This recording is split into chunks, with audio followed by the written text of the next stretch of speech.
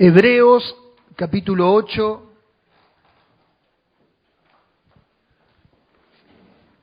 El título de mi mensaje es Estamos en lo mejor.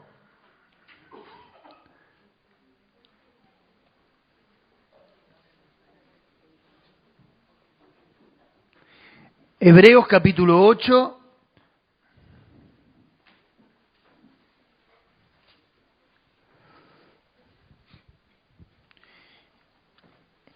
Y luego voy a leer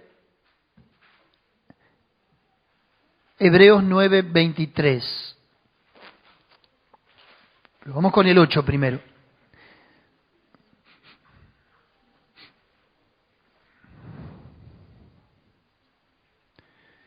Pero ahora tanto mejor ministerio es el suyo, cuanto es mediador de un mejor pacto, establecido sobre mejores promesas. Pero vaya conmigo al 9:23. Fue pues necesario que las figuras de las cosas celestiales fuesen purificadas así, pero las cosas celestiales mismas con mejores sacrificios que estos. Mientras estaba preparando el mensaje, me acordaba del pastor Maxi, porque al pastor Maxi le encanta el libro de Romanos. De hecho, enseñó Romanos y fue extraordinario. Y si hay un libro que a mí me gusta, sí me gusta Romanos, pero que me apasiona con la misma intensidad que a él le apasiona Romanos, es Hebreos. Y podría estar predicando todos los cultos de este libro y no me cansaría, seguro. Quiero hablarles en esta mañana de que estamos en lo mejor. Y cuando uno aborda este libro de Hebreos, el libro de Hebreos es una compilación y un resumen del Antiguo Testamento. Vale decir que uno, si ignorara el Antiguo Testamento o no lo tuviera, con el solo hecho de leer este libro, ya tendría un vislumbre y un pantallazo a rasgos generales de lo que es todo el Antiguo Testamento. Ahora, existe un paralelismo en todo el libro que está trazado a lo largo de toda la carta. Y es una comparación entre el Antiguo Testamento y el Nuevo. ¿Sí? Por ejemplo, habla de lo viejo y de lo nuevo. Habla de la ley y de la gracia.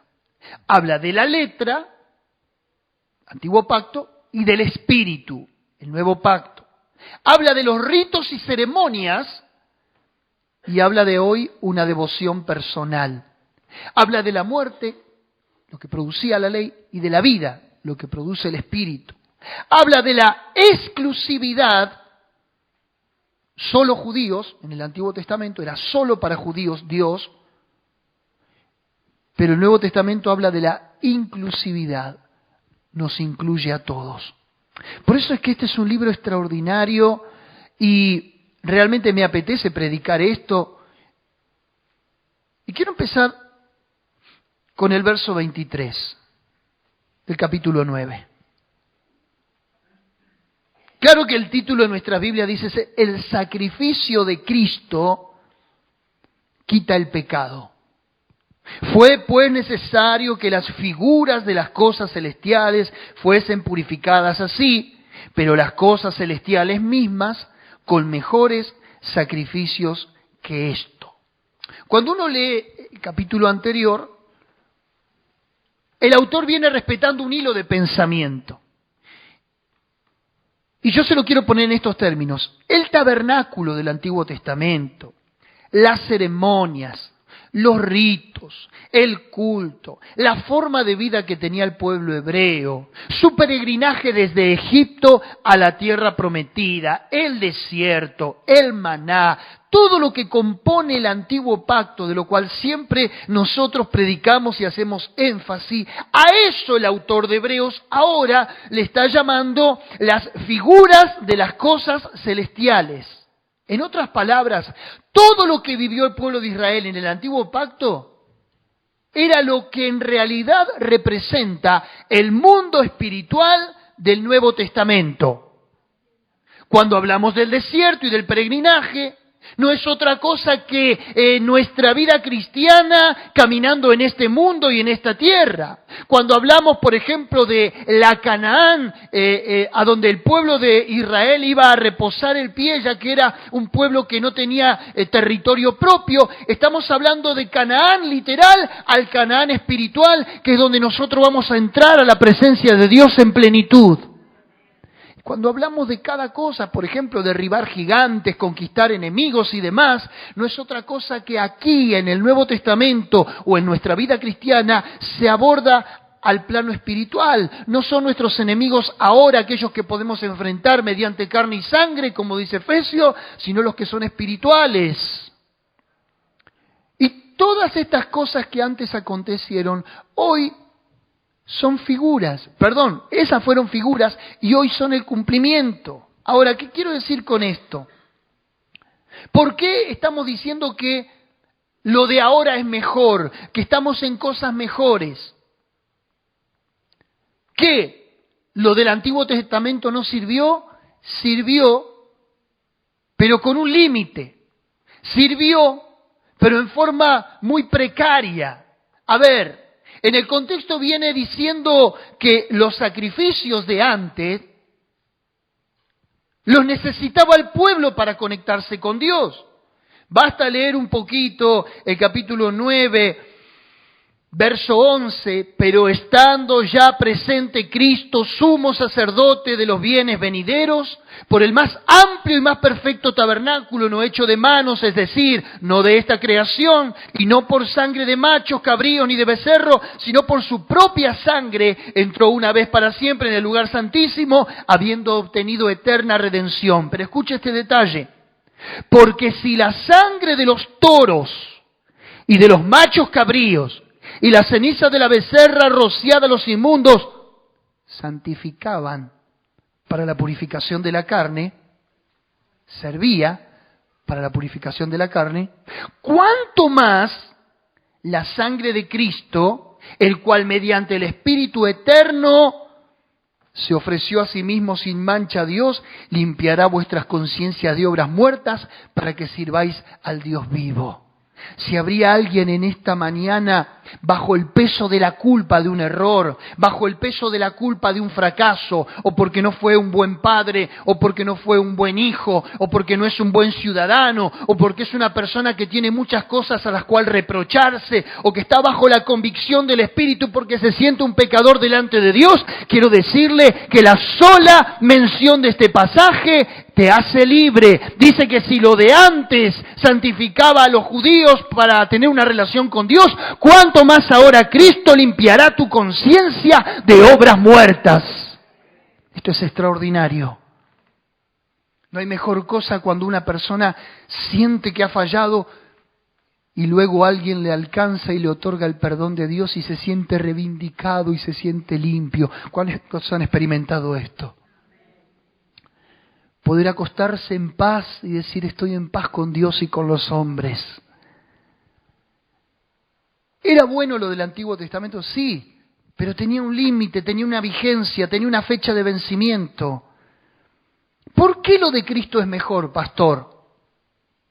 Se lo voy a decir en pocas palabras, al menos las que me salieron a mí. Preste atención a este paralelismo que le voy a hacer. Un cordero, como se ofrecía en el Antiguo Testamento, era un animal irracional. No pensaba lo que hacía. Era un animalito que se lo llevaba al templo, lo degollaban y se lo ofrecían sacrificio por la culpa de un perverso. Cristo, como cordero, es un hombre racional.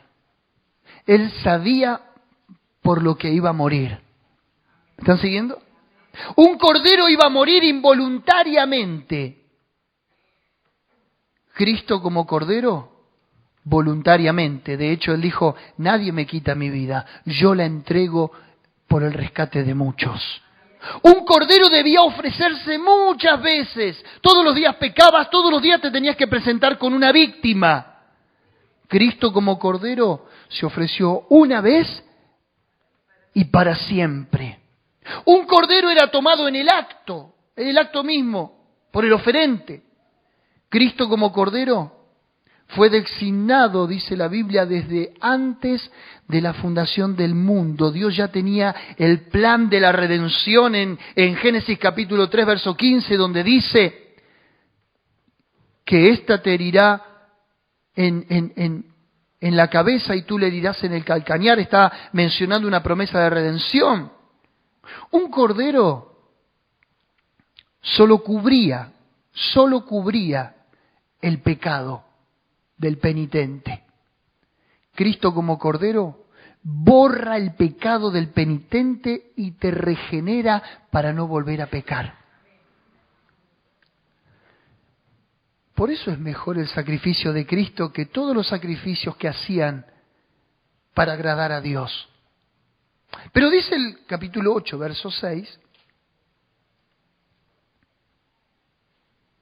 pero ahora,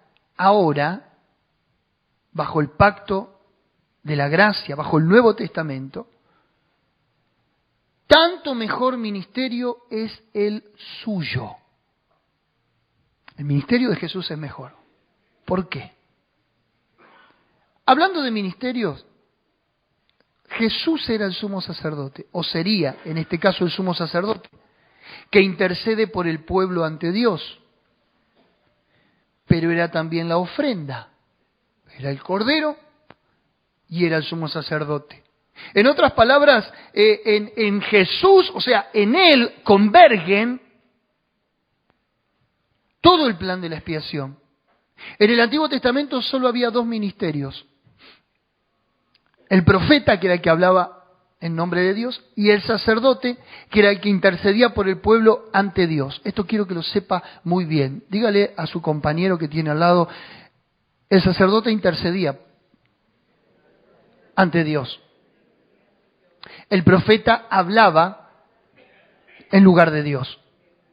Esos son los dos oficios del Antiguo Testamento. Ahora, en el Nuevo Testamento hay 5 ministerios que nos presenta el Nuevo Testamento. Ponga su manito. Apóstol, profeta, evangelista, pastor y maestro. 5 ministerios. Por eso es la manito. Y fue el único, Jesús, que poseyó en esta tierra los 5 ministerios. No hay hombre que pueda operar en los 5 ministerios como Jesús. Porque Él tenía la plenitud de los dones. Él podía ser un apóstol, que un apóstol es enviado, un enviado. Él fue el gran apóstol. Él fue el profeta el que le dijo a la mujer, cuando ella le negó su realidad, 5 maridos has tenido y el que tienes ahora no es tu marido. La mujer no le había dicho ni una palabra de su vida anterior, pero Jesús como profeta podía predecir lo que había vivido esa mujer. Ahora Jesús fue el gran evangelista, Él ganaba las multitudes anunciando el reino de los cielos se ha acercado a vosotros. Jesús fue el pastor y Él dijo, el buen pastor su vida da por las ovejas, y Jesús atendía en forma personalizada a cada una de sus ovejas, satisfaciendo las necesidades de cada una de ellas. Pero también Jesús fue llamado maestro en muchas oportunidades por enseñar los misterios del reino de Dios. ¿Cuántos me están siguiendo? Ahora, ¿qué verdad?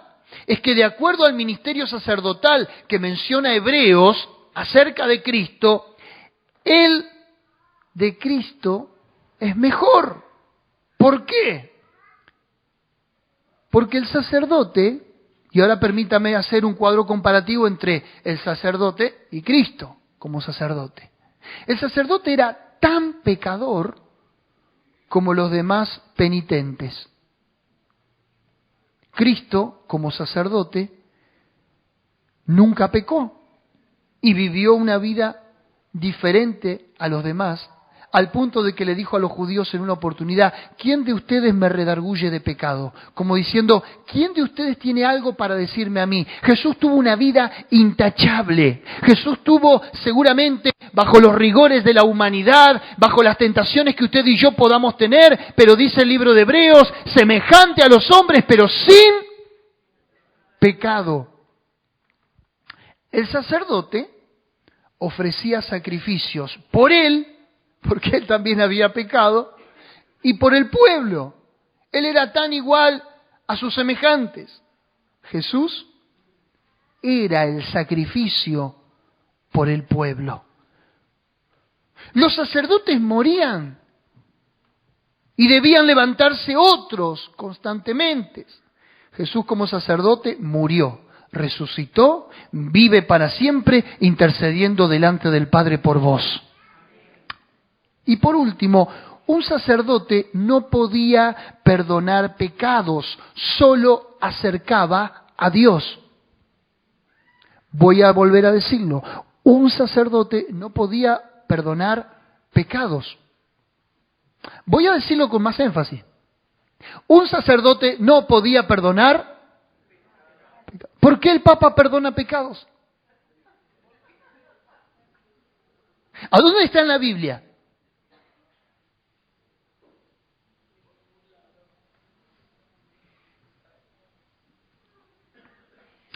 Claro, él ahora en Bolivia sí, pidió perdón por los asesinatos que cometieron aquellos primeros colonizadores que acompañaron las misiones jesuitas, de las cuales Ignacio de Loyola era el encabezamiento de esa orden que era el brazo armado del Vaticano, para los que no lo sabían. Ignacio de Loyola no era un sacerdote, era un laico, pero se le permitió como laico fundar una orden. Ahora, la orden a la cual el Papa pertenece, de los jesuitas, era el brazo armado del Vaticano. ¿Cuál era la misión de los jesuitas? En realidad, no era venir a evangelizar América, sino que era perseguir masones, que era una amenaza para la Iglesia, y perseguir protestantes, que era una amenaza para la Europa del Antiguo Mundo. ¿Me estás siguiendo? Ahora, cuando ellos vienen acá, vienen con la misión de evangelizar. Pero no solo evangelizar, sino también el brazo armado del Vaticano, en este caso la orden de Ignacio de Loyola, venía también a conquistar. Esa es la orden a la cual el Papa pertenece.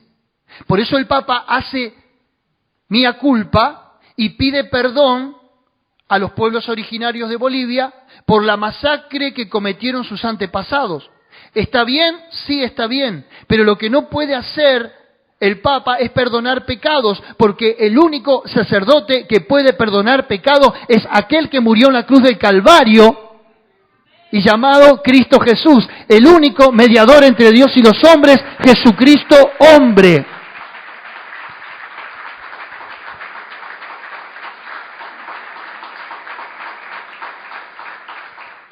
Pero déjeme terminar con mi cuadro comparativo. Dijimos, el sacerdote era tan pecador como los demás. El sacerdote ofrecía sacrificios por él, porque él también era un hombre débil. El sacerdote no podía perdonar pecados, sino que solo acercaba a Dios a la gente. Cristo como sacerdote te acerca a Dios, te perdona tus pecados y te declara hijo de Dios. ¿Es mejor? ¿Estamos en lo mejor? No pregunto porque hay una suerte de ecumenismo ahora que incluso está arrasando e incluyendo a las iglesias protestantes, han quedado embelesados con la figura de Francisco.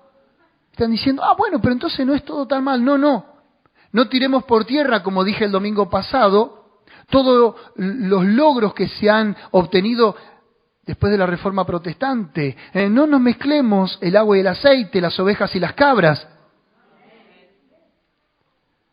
Era mejor el pacto de Cristo, era mejor su ministerio, era mejor su sacrificio. Pero dice el capítulo 8, verso 6 también, pero ahora tanto mejor ministerio es el suyo, cuanto es mediador de un mejor pacto. Note esta expresión, mediador. Un mediador es el que convoca a las partes, ¿sí? ¿Sí? Sabía que hay un mediador de la nación, ¿no? Nosotros tenemos un mediador en el ámbito de la jurisprudencia.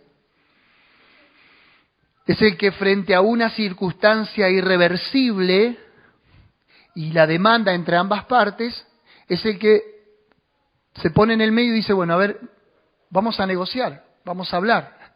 Eso fue lo que hizo Cristo, un mediador. Y dice que es mediador, capítulo 8, verso 6, de un mejor pacto. Ahora, escuche lo que le voy a decir. El pacto tenía dos principios. Vamos con el primero. Un pacto tenía que ver con la ley de Dios que el pueblo debía cumplir. ¿Sí? Dios te toma a vos y te dice, quiero hacer un pacto con vos. Está bien. A partir de ahora, mi pacto va a consistir en que vos tenés que cumplir todas estas demandas, todos estos mandamientos. No los cumplís, estás fallando en el pacto. ¿Estamos bien ahí? Bien. Los mandamientos que Dios le dio a su pueblo, mediante Moisés, eran para vida. ¿Quién puede negar que los 10 mandamientos, el decálogo, la primera tabla y la segunda tabla? Vamos con la primera tabla. No tendrás dioses ajenos delante de ti, guardarás el día de reposo, no te harás imagen, todo lo que viola el catolicismo. Bueno, me la agarré hoy con él. ¿Sigo? Bueno, dejamos la primera tabla. Vamos con la segunda tabla. Amarás a tu prójimo como a ti mismo. Hágame así. Me gusta. No cometerás adulterio. No dirás falso testimonio contra tu prójimo. No robarás. Y seguimos. Todos estos mandamientos de la segunda tabla en realidad se resumen en uno. Amarás a tu prójimo, porque el que ama a su prójimo no va a cometer adulterio, no le va a robar, no le va a mentir, no lo va a falsear. ¿Se entiende? Ahora, esos mandamientos eran para vida. Era para que el hombre pudiera socializar y poder vivir en una sociedad con principios, con valores, con una norma ética y moral. ¿Está mal? Pero ¿sabe qué? Déjeme decirle que aunque el mandamiento y la ley fue hecho para vida y para bendición, al hombre se le tornó una maldición la ley. ¿Por qué? ¿Por qué la Biblia dice la maldición de la ley en muchos pasajes del Nuevo Testamento? Porque la ley arrincona al hombre. La ley te arrincona. Hay un semáforo que respetar. Bueno, todos somos conductores. La ley de tránsito te dice que vos podés en verde avanzar y en rojo detenerte. Ahora, la luz amarilla, esa es la letra chiquita de la cuestión, ¿no? Pero estaba ya en amarillo, ya. No hay términos medios. Cruzaste en rojo, quebrantaste la ley. Cruzaste en verde, la ley te avala. Ahora, los mandamientos arrinconan al hombre, porque el hombre no los puede cumplir. ¿Por qué el hombre no los puede cumplir? Y acá le voy a tirar un centro al calvinismo. El hombre no puede cumplir los mandamientos porque el hombre vive bajo la depravación total. Ah, ¿usted me está diciendo que yo soy un depravado y vengo a la iglesia? Sí. Porque cuando hablamos de depravación, en el término semántico de la palabra, no estoy diciendo que usted sea un violador, que usted sea un inmoral, no estoy diciendo que usted sea la peor persona que pueda existir. Tenemos un mal concepto de la depravación. Depravación significa aquel que quebranta constantemente la ley de Dios. Yo no estoy diciendo que usted sea un inmoral o un depravado, lo que estoy diciendo es que usted está bajo una naturaleza caída y a eso la Biblia lo llama depravación total. Usted es una persona que si no fuera por Dios, por su propio impulso no lo buscaría a Él. Porque no hay justo ni aún uno, dice Romanos capítulo 3. No hay quien haga lo bueno, no hay quien busque a Dios. O a ver si se cree usted que usted vino aquí porque decidió, bueno, voy a buscar a Dios, voy a tomar alguna religión para ser mejor persona. Está equivocado. Nadie puede venir a mí, dijo Jesús, si no le fuere dado del Padre.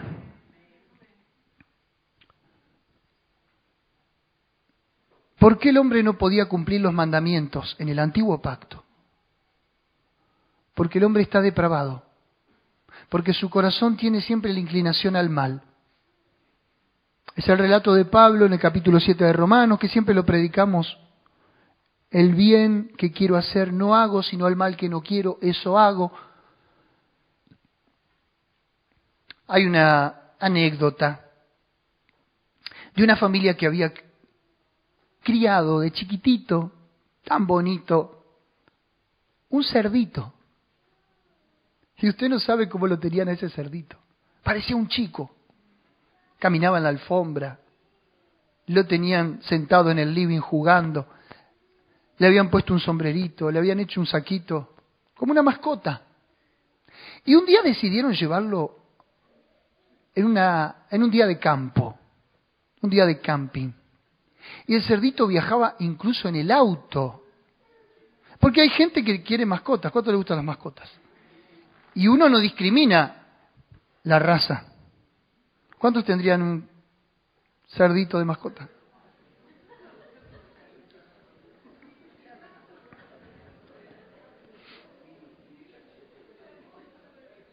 Dio para comentario.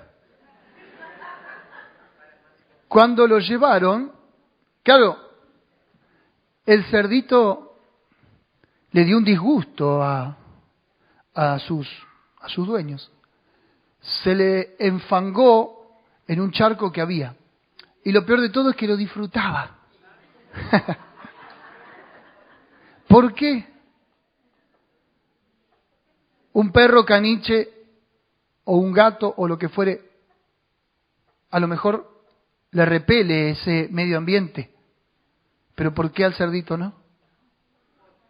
Porque era su hábitat. A usted lo domestican, la sociedad, le vende la moda, le pone un estándar, lo educa, le cortan el pelo, lo afeitan, le ponen tecnología celular y todas esas cosas.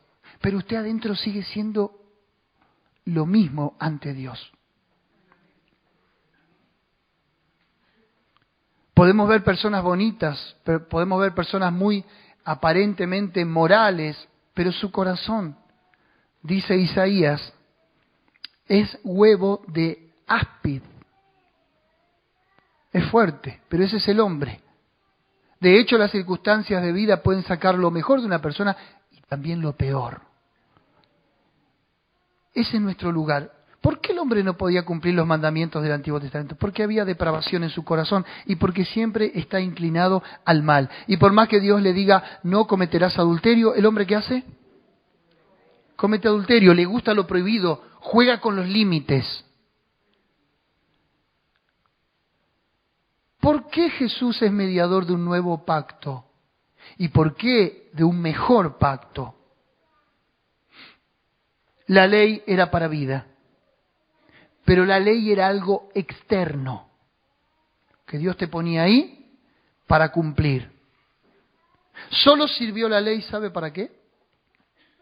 Para que el hombre se diera cuenta de su pecaminosidad y dijera, no puedo nunca agradar a Dios.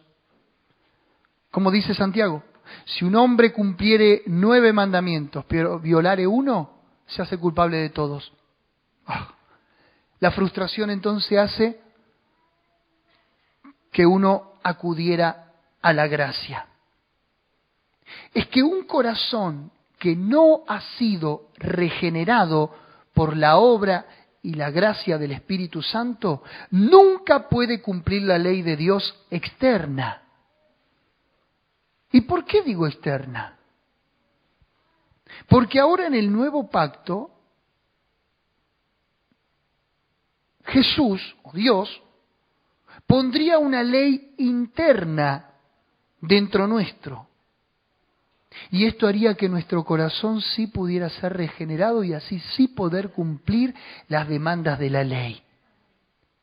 En el mismo Hebreos que estamos leyendo, capítulo 8, verso 8, mira lo que dice. Porque reprendiéndolos dice, he aquí vienen días, estos son los días, dice el Señor, en que estableceré con la casa de Israel y con la casa de Judá un nuevo pacto. No como el pacto que hice con sus padres, el de la ley. El día que los tomé para sacarlos de la tierra de Egipto, porque ellos no permanecieron en mi pacto. Fallaron. Y yo me desentendí de ellos, dice el Señor. Claro, cuando nosotros no cumplimos la palabra de Dios, Dios se desentiende. Por lo cual este es el pacto que haré con la casa de Israel. Dios buscó una solución. Después de aquellos días, dice el Señor, pondré mis leyes en la mente de ellos. Y sobre su corazón las escribiré y seré para ellos Dios, y ellos me serán a mí por pueblo. Y ninguno enseñará a su prójimo, ni ninguno a su hermano diciendo, conoce al Señor, porque todos me conocerán, desde el menor hasta el mayor de ellos, porque seré propicio a sus injusticias. Y nunca más me acordaré de sus pecados y de sus iniquidades. El Señor, ¿qué iba a hacer? Iba a poner su palabra dentro nuestro. ¿Cómo? Primero regenerándonos por la obra y gracia del Espíritu Santo, o sea, transformando nuestro interior. Por más que nosotros tuviéramos las mejores leyes y tratáramos de cumplirla, íbamos a llevar un maquillaje externo. ¿Por qué Jesús le dijo sepulcros blanqueados a los fariseos? Porque por fuera aparentaban muy lindo, pero por dentro estaban llenos de pudrición y de huesos. Entonces Dios dijo, voy a cambiar el método.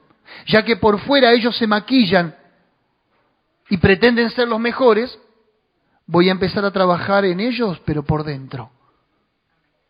Por eso es que vos muchas veces no podés cumplir la palabra, o te causa fastidio las demandas de la gracia, o te causa el resquemor el Evangelio. Eso significa que todavía no fuiste transformado internamente. Porque el Evangelio no es religión. La religión es externa, es lo que ven los hombres.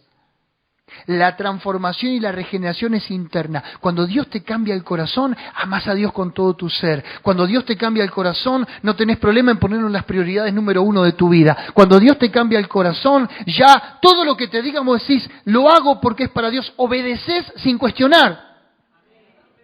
Ahora, cuando uno tiene una religión,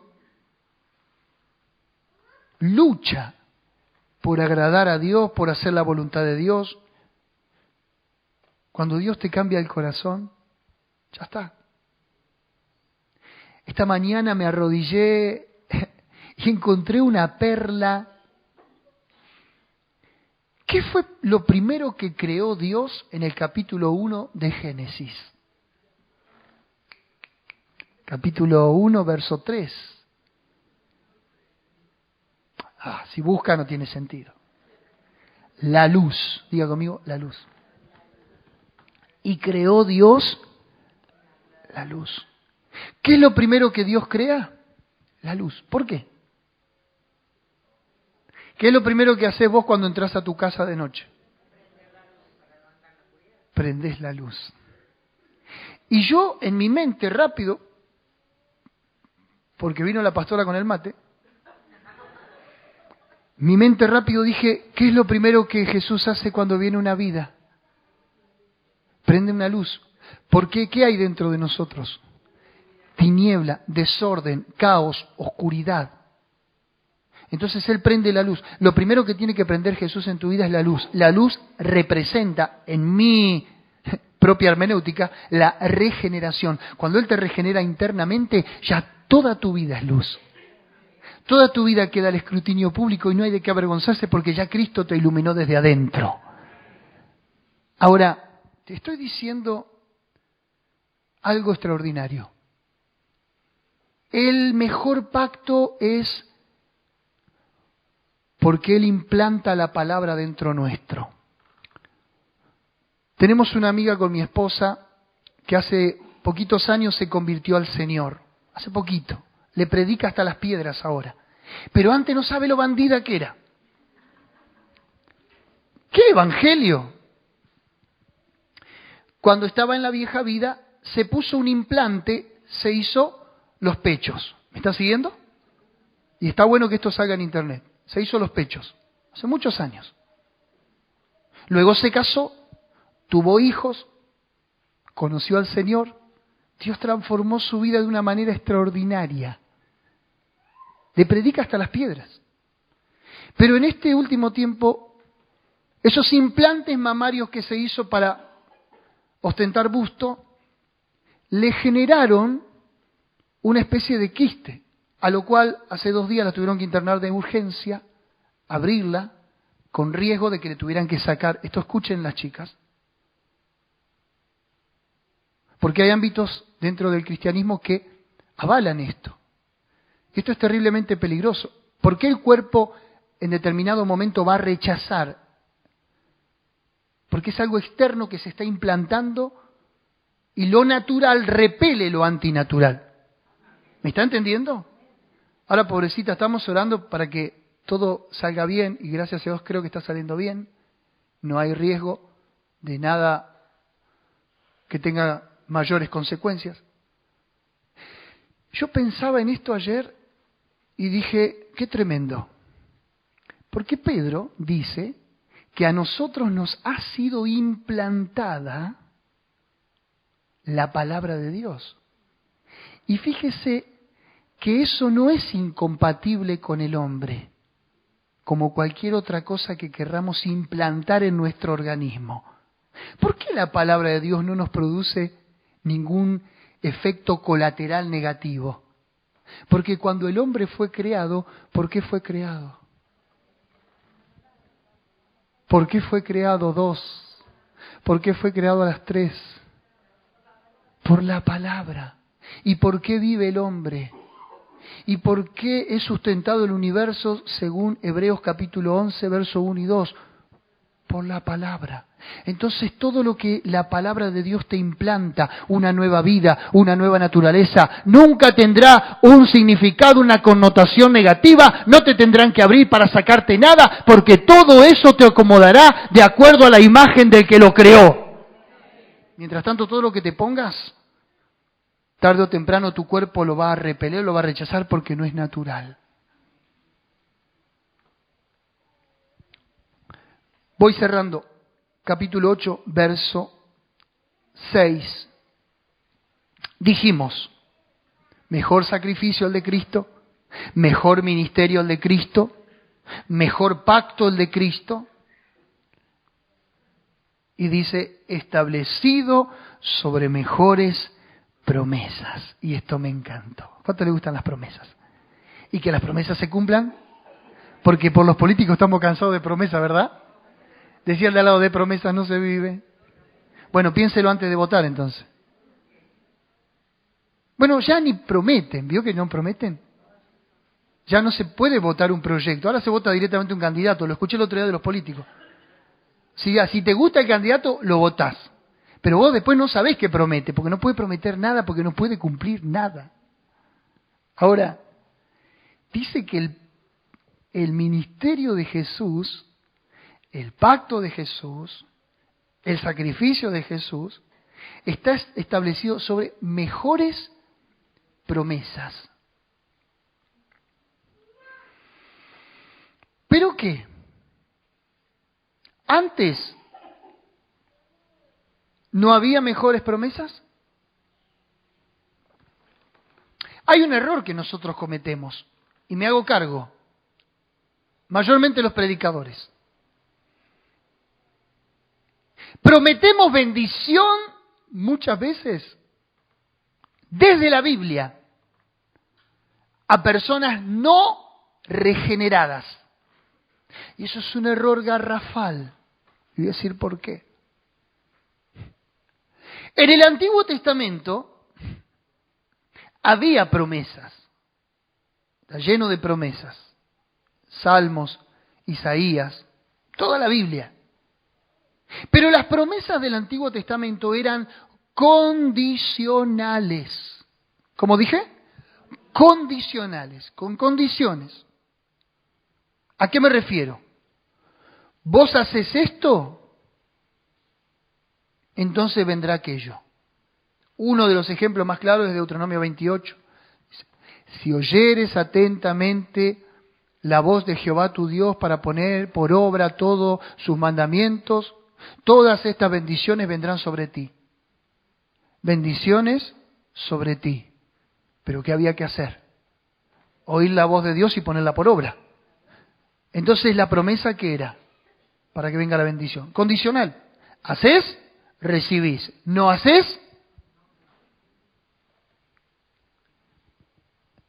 Ahora, en el Nuevo Testamento, ¿por qué tiene mejores promesas? Porque en el Nuevo Testamento o en la gracia, las promesas son incondicionales. Segunda de Corintios capítulo 1, verso 20 dice, en Él, hablando de Cristo, las promesas son sí y amén. En otras palabras, no es por lo que hagamos por las obras, sino por su gracia infinita y las bondades en Cristo Jesús. Una de tantas promesas es esta. Habrá un nuevo pacto, y ese pacto el Señor pondrá la palabra dentro tuyo. Habrá un mejor sacrificio, dice la Biblia, el sacrificio perfecto que fue Cristo. Todas las promesas que te mencioné antes son promesas, en fin, porque nos benefician a nosotros para salvación. En el nuevo pacto también. ¿Por qué el nuevo pacto? Porque era la sangre de su propio Hijo. Ya no era la de los animales irracionales, involuntarios. Ahora Jesús mismo, con un nuevo ADN no contaminado, era la víctima para satisfacer la justicia divina. Un hombre semejante a los hombres para morir.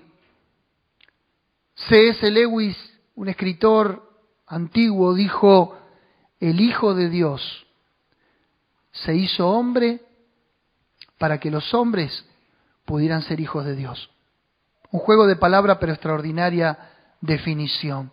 ¿Por qué hay mejores promesas? Porque en Cristo Jesús todo es mejor. Una de tantas promesas, cree en el Señor Jesucristo y serás salvo tú y toda tu casa. Una de tantas. Podríamos estar toda la mañana mencionando promesas del Señor. Quiero cerrar con esto. Hagamos una recapitulación. Capítulo 9, verso 23, mejor sacrificio. Ya se lo dije el porqué. Verso 6, capítulo 8, mejor ministerio. Como sacerdote, no solo nos acerca a Dios, sino que nos perdona como Dios. Mejor pacto. Trae la palabra a nuestro alcance, a nuestra necesidad, para así poder cumplir las demandas de Dios. Y mejores promesas, ¿por qué? Porque ya no es por lo que vos hagas o dejes de hacer, sino porque lo que Él prometió se cumplirá.